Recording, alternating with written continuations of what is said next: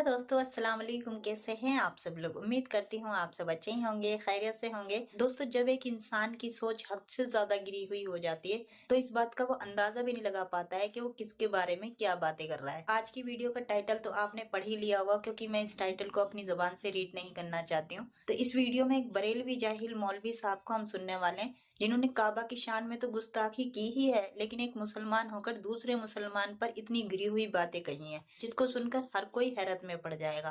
तो चलिए वीडियो को देर न करते हुए इस बरेलवी मौलवी साहब की पहले हम बातें सुन लेते हैं, फिर हम इंजीनियर मोहम्मद अली मिर्जा साहब का भी इस बारे में जवाब सुनेंगे। देवबंदी अदर गुस्ताखे रसूल काबे के अंदर तवाफ करता हुआ लब्बैक अल्लाहुम्मा लब्बैक लब्बैक ला शरीका लक लब्बैक कहते हुए मर जाए, जहन्नम में जाए।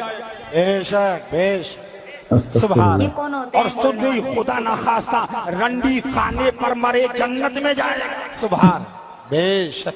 और सुन रहे हैं लोग बैठे हुए, कोई कुछ नहीं कह रहा। बताओ अरे क्या बोल दिया, अरे क्या बोल दिया, अरे भाई किस मौलाना के पास, अरे क्या तकरीर कर दी। एक और भाई की वीडियो यहाँ तक देखिएगा, बहुत इंफॉर्मेटिव है। वकालतिल यहूदु लैसत नसारा अला शै। यहूदी कहते हैं ईसाइयों की तो कोई बुनियाद ही नहीं है, किसी शय पे नहीं खड़े, ये तो फर्क नहीं। वकालतिल नसारा लैसतिल यहूदु अला शै, और नसारा कहते हैं यहूदियों फजूल एक फिरका है। तो इसको मैं आज के दौर में कहता हूं। बरेलवी कहते हैं देवबंदी तो शाही कोई नहीं, देवबंदी के अंदर बरेलवी कोई शाही नहीं। एक ठीक है दूसरे ना? पे इल्जाम लगाते हैं। और दोनों अपने आप को हनफी भी कह रहे हैं। हम कहते हैं यार दोनों हनफी हो तो फिर एक दूसरे को कह रहे हो कि कोई शाय नहीं है। उसका जवाब इसमें आ रहा है, वहुम यतलून अल किताब, जबकि दोनों किताब पढ़ने का भी दावा करते हैं, दोनों हनफी होने का भी दावा करते हैं। उसके बावजूद कहते हैं बरेलवी के देवबंदी हनफी कोई नहीं, असली हम हनफी हैं। और देवबंदी कहते हैं बरेलवी जाली हैं, असली हम हनफी हैं। दोनों है भी हनफी। यहूदी कहते हैं ईसाई कोई शाय नहीं, ईसाई कहते हैं यहूदी कोई शाय नहीं, और दोनों किताब भी पढ़ते हैं। एक की किताब पढ़ के तो है, एक को फिक्र हनफी पढ़ के कह रहे हैं फारग है। कैसे, क्या मजे की बात है। कुरान कभी पुराना नहीं होता मेरे भाई। मैंने आपको शुरू में सूरतुल बकरा के शुरू में बताया था, ये सूरह बकरा शुरू में रखी इसलिए गई है कि जब कोई उम्मत बिगड़ती है ना, तो उसके अंदर खराबियां किस किस शक्ल में आती हैं, और उन खराबियों के ऊपर अल्लाह के अजाब का कोड़ा कैसे आता है। इससे बड़ा अल्लाह का क्या एहसान होगा कि उसने सारी बीमारियां एक एक करके बयान कर। सही बात है भाई, इससे ज्यादा क्या होगा। कज़ालिका क़ाल अल्लज़ीना ला यअलमून। इंसान और इसी किस्म की बात कहते हैं वो लोग जो कुछ नहीं जानते। मिस्ल क़ौलिहिम, यानी कौन से लोग? मुशरिकीन अरब। वो भी यही कहते हैं कि ना यहूदी किसी दीन के ऊपर है सही दीन पे, ना नसरानी किसी दीन के ऊपर है, हम सही दीन के ऊपर हैं। और तीनों अपने आप को इब्राहिमी कहते थे। मुशरिकीन अरब अपने आप को इब्राहिमी इसलिए समझते थे कि हज़रत इब्राहिम की औलाद से थे। ईसाई अपने आप को इब्राहिमी इसलिए कहते थे कि उनका दावा था कि बनु इसराइल में से हज़रत ईसा अलैहिस्सलाम आए हैं, और हम जो है वो इब्राहिमी दीन के ऊपर हैं। और यहूदी वो कहते थे कि बनु इसराइल जो है, यहूदा तो आपको पता ना बेटा था हज़रत याकूब अलैहिस्सलाम का, उसी से यहूदी निस्बत हुई, तो वो कहते थे हम इब्राहिमी हैं। तीनों कहते थे कि हम इब्राहिमी हैं।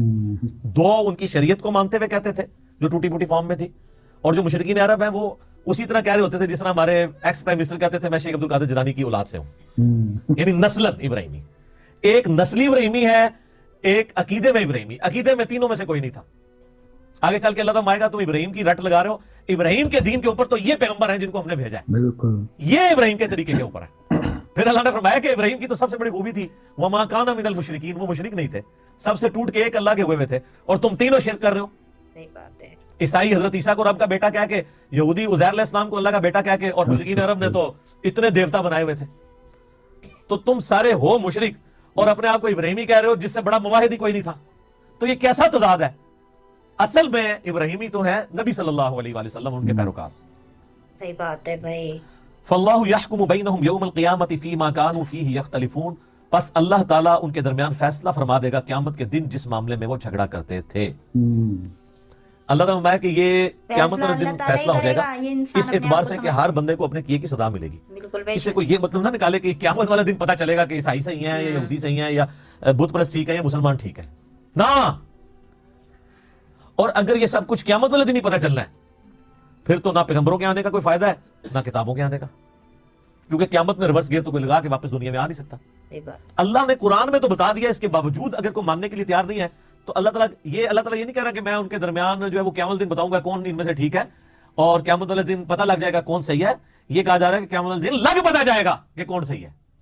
ये धमकी है, इसमें पता नहीं लगेगा, पता तो यहां भी लगा हुआ है, सच्चाई सबके सामने है। क़यामत वाले दिन लग पता जाएगा, यानी इसका जब अजाब सही तरीके से तुम्हारे सामने आएगा। फिर जैसे एक शख्स जो है वो اس کو ہزاروں بندے بتا رہے ہوں کہ یار یہ استری گرم ہے، اور وہ اس استری کو کپڑے پہ بھی رکھ کے دیکھے، کپڑا بھی جل جائے، پھر بھی وہ ماننے کے لیے تیار نہ ہو، تو آخری حل کیا ہے اس کو یہ منوانے کا کہ استری گرم ہے، کہ اس کا ہاتھ پکڑ کے استری پہ رکھا تو جائے، صحیح بات ہے، جب پتہ چلے گا کہ پھر اس کو گرم کوئی ہو وہم گیا۔ رہ جائے گا۔ تو یہی ہونا ہے کہ دنیا میں اللہ نے علمی دلائل کے ذریعے بتا دیا یہ سچ ہے، یہ باطل ہے، تو اللہ ہمارے قیامت والے دن جب ان کو آگ میں ہم ڈالیں گے نا، تو پھر ان کو پتا چلے گا اچھا یہ فیصلہ ہوا ہے، ان پتا لگ گیا جائے، لیکن ان فائدہ پھر کوئی تو نہیں۔ سزا ہی رہ جائے گی۔ اگر ایک قادیانی کو قیامت والے دن جا کے یہ بات پتا چلی کہ غلام احمد قادیانی تو دجال ہے، میرے ساتھ فراڈ کیا اس نے، تو اس کو قیامت والے دن اس چیز کا ایکسپوز ہونا کوئی نفع دے سکتا ہے؟ تو صرف قادیانیوں تک نہ رہے، صحیح کہہ رہے ہیں۔ تھوڑا سا آپ اپنے اوپر بھی غور کر لیں، کیونکہ آپ قادیانی صرف اس لیے نہیں ہے کہ آپ کے ماں باپ قادیانی نہیں تھے۔ اگر آپ کے ماں باپ قادیانی ہوتے، میرے ماں باپ قادیانی ہوتے، تو کوئی لاکھوں میں ایک ہوتا ہے جو بندہ اپنے آباء و اجداد کے دین کو چھوڑتا ہے۔ یہ جتنے آج مولوی ختم نبوت تحریکیں بھی چلا رہے ہیں نا، اتنے گلے پھاڑ پھاڑ کے، ان کے ماں باپ بھی اگر قادیانی ہوتے ہیں نا، تو میں دیکھتا جناب کہ یہ کس نے ختم نبوت تحریک چلاتے ہیں، بلکہ یہ جو ہے وہ الٹا جو ہے وہ ختم نبوت تحریکوں کے خلاف چل رہے ہوتے ہیں۔ تو سر پھر اس میں ہم اسی لیے طور سے کرتے ہیں کہ مرنے سے پہلے اے مسلمان کر لے اس پہ غور، کتابوں کا خدا اور ہے، بابوں کا خدا اور۔ کیوں؟ جس طرح قادیانی نے اپنے عقیدوں کو ریویو کرنا ہے نا، اسی طرح ہر فرقے والے نے ریویو کرنا ہے، کیونکہ جس طرح آپ یہ سمجھے میں نے کہ میں ٹھیک ہوں، بالکل اسی کانفیڈنس سے وہ بھی سمجھے میں کہ ہم ٹھیک ہیں، اور عین ممکن ہے کہ آپ دونوں ہی غلط ہوں۔ آپ کے پاس کیا دلیل ہے ٹھیک ہونے کی؟ وہ بٹھا قرآن رہے تو انہوں نے نہ دماغ آپ میں نے کہ پڑھا، ہم نہ آپ صحیح کے ہیں۔ ماں باپ نے پڑھا، نہ ان کے ماں باپ نے پڑھا۔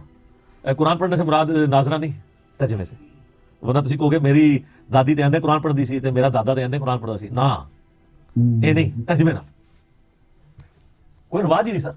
اچھا لوگ پرانے زمانے کو یاد کر کے نا بڑا خوش ہوتے ہیں، کہتے ہیں بڑا چنگا دور سی جی۔ میں کہتا ہوں سر اسلامک ہسٹری نے صحابہ تابعین کے بعد جو متبرک دور یہ دیکھا ہے نا، اسلام نے اس سے بہتر دور نہیں دیکھا۔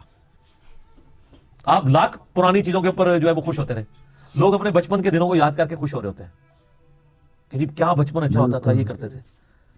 اور میں جب اپنے ماضی کی طرف دیکھتا ہوں تو میں کہتا ہوں اللہ معافی دے کہ ہم لوگ اتنی گمراہی کے اندر تھے، مر جاتے تو کیا ہوتا۔ تو پہلے بھی یہی تھا، یہ بالکل جھوٹ بولتے ہیں جو کہتے ہیں پہلا وقت اچھا تھا۔ یہ وقت اس لیے اچھا ہو گیا کہ اب یہ پھر قرب قیامت کے قریب دوبارہ نشست ثانیہ ہونی ہے نا، تو ریورس گیئر لگا ہوا ہے۔ ورنہ آپ میں سے کوئی کہہ سکتا ہے کہ جیسے جیسے نبی اسلام سے زمانہ دور ہو رہا ہے تو برائی عام ہو رہی ہے، لیکن چونکہ اب دوسری طرف اب نشست ثانیہ ہونی ہے تو ریورس شروع ہو گیا۔ لوگ کہتے ہیں پہلے وقت تھا، میں ان کو کہتا ہوں آپ نے اللہ کو جان دینی ہے، ایمانداری سے بتائیں آج جتنی بچیاں نقاب کر رہی ہیں اور برقع پہن رہی ہیں، اپنی ذرا ماؤں بہنوں سے پوچھیں، دادیوں سے پوچھیں کہ اس زمانے میں وہ برقع پہنتی تھی، تو پھر کیوں اس زمانے کو یاد کر کے آپ لوگ اس کی تعریف کرتے ہیں؟ رواج ہی کوئی نہیں تھا۔ آج بھی گاؤں ایریا میں چلے جائیں مجھے دکھائیں کتنی عورتیں برقع پہنتی ہیں، کوئی نہیں۔ آئے اسلام آباد کے کسی کالج کے باہر کھڑے ہوں، ہزاروں بچیاں آپ کو نقاب پوش نظر آئیں گی۔ یہ مبارک دور تو کبھی دیکھا ہی نہیں ہے اسلام نے، جو آج کا دور ہے۔ اور یہ چینج کیوں آئی ہے؟ دنیاوی تعلیم کی وجہ سے۔ دنیاوی تعلیم نے لوگوں کو مجبور کیا کہ وہ دین کو پڑھیں۔ دینی تعلیم تو پہلے بھی کوئی نہیں تھی، جنہوں نے قرآن اور بخاری کا ترجمہ نہیں ہونے دیا انہوں نے دینی تعلیم کہاں سے آنے دینی تھی؟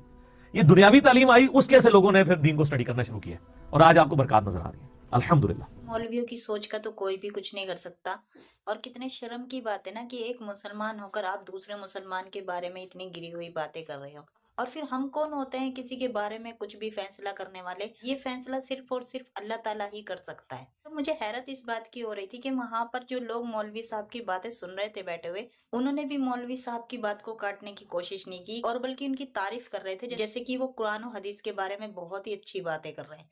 کتنے شرم کی بات ہے نا۔ اور یہی کچھ انسانوں میں غلط عادتیں ہوتی ہیں کہ وہ کسی کے بارے میں بھی بنا سوچے بنا جانے کچھ بھی خیالات بنا لیتے ہیں۔ ایسی گمراہیوں سے انسان تبھی بچ سکتا ہے جو وہ اللہ تعالیٰ اور اس کے رسول کی باتوں پر اور قرآن مجید کی باتوں کو مان کر چلتا ہے۔ سیدھی سی بات ہے دوستو، کیونکہ ابھی تو یہ وقت ہے کہ انسان توبہ کر سکتا ہے، لیکن مرنے کے بعد تو اس کو توبہ بھی نصیب نہیں ہوگی نا۔ چلیے آج کے لیے اتنا ہی، ہوپ سو آپ کو ویڈیو پسند آئی ہوگی دوستو۔ ملتے ہیں اگلی ویڈیو میں، تب تک اپنا خیال رکھیے گا، اللہ حافظ۔